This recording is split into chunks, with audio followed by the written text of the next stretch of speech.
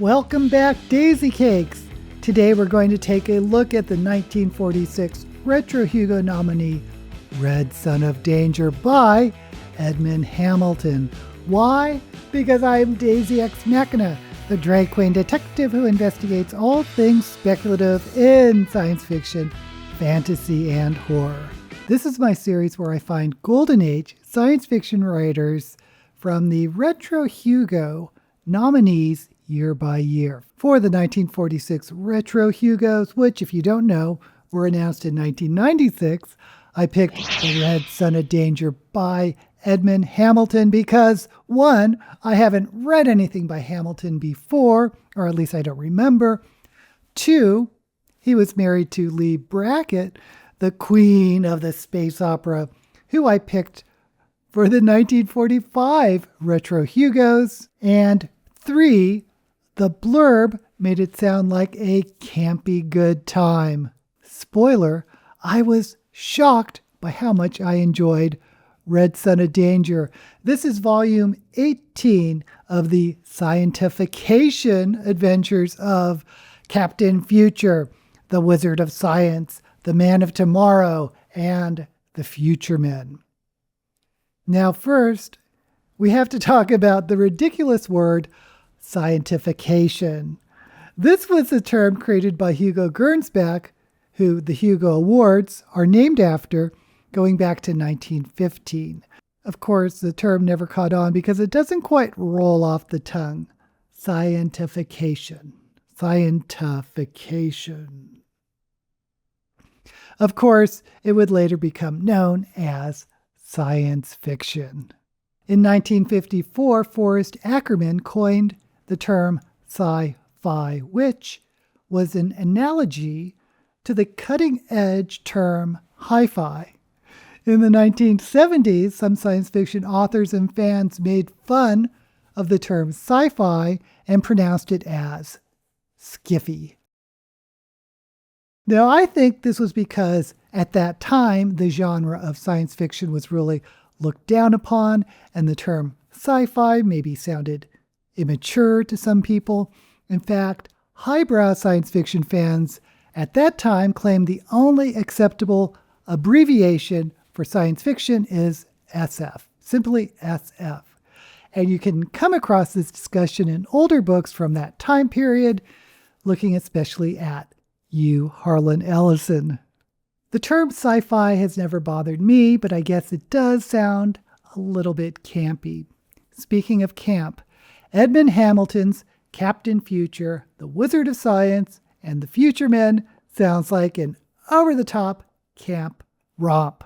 Now, I just assumed this was Edmond Hamilton's creation when I picked this book for my TBR, but when I investigated it a little bit deeper, I found out this was basically IP work.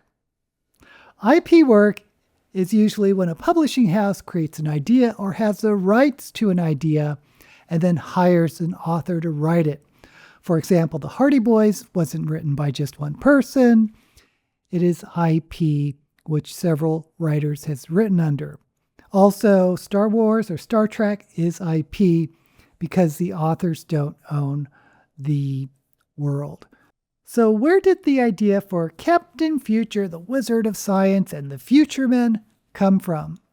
For that, we have to go back to the very first World Science Fiction Convention that took place in 1939 in New York City at Caravan Hall in conjunction with the World Fair. It was called the World of Tomorrow, and science fiction fans, or is it scientification fans, got together. There was cosplay, guest stars included John Campbell, Isaac Asimov, Ray Bradbury, and there was even controversy because some members of the Futurian writers group was excluded, so they held their own convention.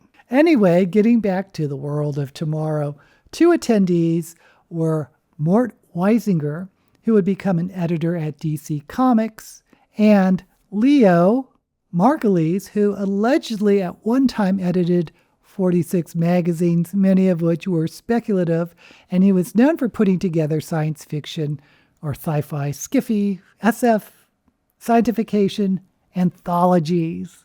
Anyway, these two editors got together and found they had a mutual love for Buck Rogers, which back then was a comic book and radio show, and I think there was a movie serial.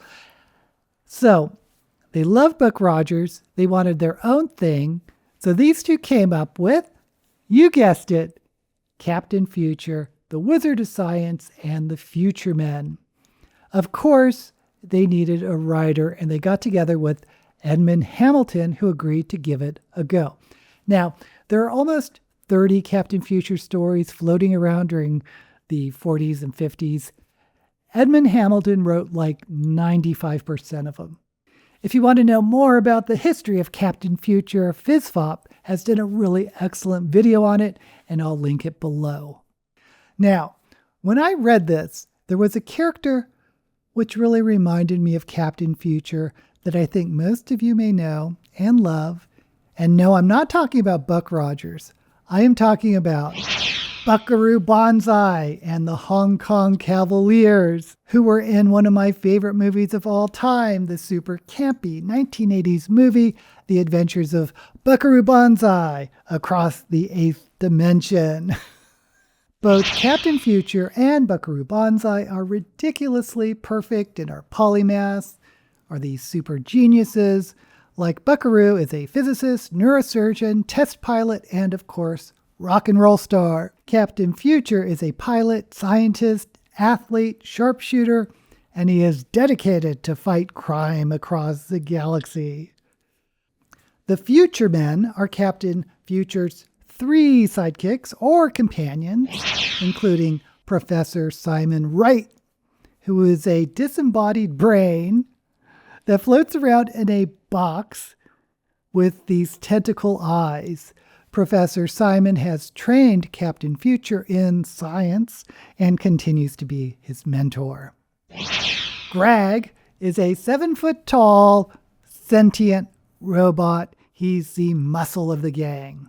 And then there is Otho, an android who is also sentient, but Otho is also a shapeshifter who can infiltrate enemy camps. There's also a love interest, Joan Randall, a planetary police officer, but they can't get together because of their duties and responsibilities. So I started with the 1946 Retro Hugo nominee Red Son of Danger by Edmond Hamilton, who originally published this one under the pseudonym Brett Sterling. It was published as a novel in 1969 called Danger Planet, with cover art by Frank Frazetta. So if Frank Frazetta did the cover art, it has to be good, right? Right away, the introduction sets the stage. You get camp, you know it's not going to take itself too seriously. It sounds like a radio show from that time period. Yes, I'm thinking about Buck Rogers. And again, it felt very reminiscent, to me at least, of Buckaroo Banzai. The story itself is about this miracle drug or super vitamin called Vitron that humans have come to rely on that lets them live to 100 years, which is kind of a strange number, but it's also described as giving people decades of youth. Vitron was originally created in a lab, but now it can be grown naturally on a planet, just one planet, the planet of Rue in the Arcar system, way out in the frontiers of space. Settlers have been traveling to Rue to become Vitron farmers to supply humanity with this life-extending drug. Now, as the story unfolds, we get a bit of world building because the planet of Rue has a native humanoid race, the Runes, who have thus far been living peacefully with the humans. Now, apparently throughout the galaxy, we find out that humanoids exist all over the place because apparently an ancient humanoid race known as the Denebrians once had a galactic empire. The empire is no more, but all the humanoid races can trace their ancestry back to the Denebrians, including humans. And you probably have heard similar setups or scenarios in other works where a humanoid race has seeded the galaxy and are the progenitors of humans. Heck, that was in Star Trek Deep Space Nine. But I wonder if Captain Future was the first to suggest this. Before the Denebians, there was a race of evil aliens called the Kangas who ruled the galaxy with an iron fist, but the Denebians eventually overthrew them.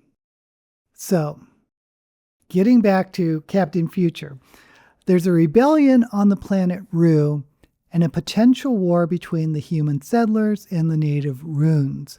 Possibly, there's a mastermind trying to take control of the Vitron drug who's behind getting the Runes all worked up and hostile when they were previously so peaceful. So, of course, Captain Future, whose real name is Curtis Newton, is called in to solve the problem. We are immediately aware of how famous Captain Future and the Futuremen are, making it almost impossible for them to sneak onto the planet. But then the impossible happens. Captain Future, who is known as the fastest atom gun drawer in the solar system, is shot, and the shooter escapes on a colony ship to Rue. Did you guess? The shooter is Captain Future, and it's all a clever ruse to infiltrate the Vitron farms on Rue without anyone suspecting. I loved this story, and yes, the background info on the Denebian humanoid race and their war against the evil Kanga Empire comes into play. Was it campy? Not as much as I thought it would be, but it did bring to mind Buckaroo Banzai and a little bit of James Bond. You know the hero is going to succeed because he's so perfect, but how will that happen, and will there be any cost or casualties? I actually did even tear up a little bit at the end, which I absolutely was not expecting. At least not for this type of story. It was definitely space opera, and remember, Ed Hamilton was married to Lee Brackett, the queen of the space opera. And well, I wouldn't call it satire. It did have some funny moments. The two artificial people, Greg the robot and Otho the android, were definitely comedy relief. They had this strange little rivalry between them, and they were always trying to one-up each other. And they each had a pet that provided even more comedy relief. Eek is Greg's pet. Eek is a moon pup who can sense danger. Oog is Otho's pet, and Oog can change its shape just like Otho can. I know even the name Captain Future sounds silly, but at least this one was a really good story. It's short, it's fast-paced, making it a very quick read. Obviously, it's dated, but so much of it is fun. Actually, this one is my favorite book I've picked so far from the Retro Hugos. Red Son of Danger, also known as Danger Planet, by Edmond Hamilton, writing as Bruce Sterling, is highly recommended. And by the way, even though this was my first time running across Captain Future, it was not a forgotten Golden Age character. It became a Japanese anime series in 1978, and apparently the Germans love Captain Future. He went on to become a German comic book in the 1980s, and there's been talk of a German Captain Future film. In 1995, Alan Steele won the Hugo for his novella, The Death of Captain Future, and there are still Captain Future stories published today. Like I said, I love Captain Future, but I want to know about you. Have you read or do you want to read any Captain Future story? Let me know down in the comments. And while you're there, don't forget to like this video and subscribe to my channel. Until we meet again, may all the books you read be blessed.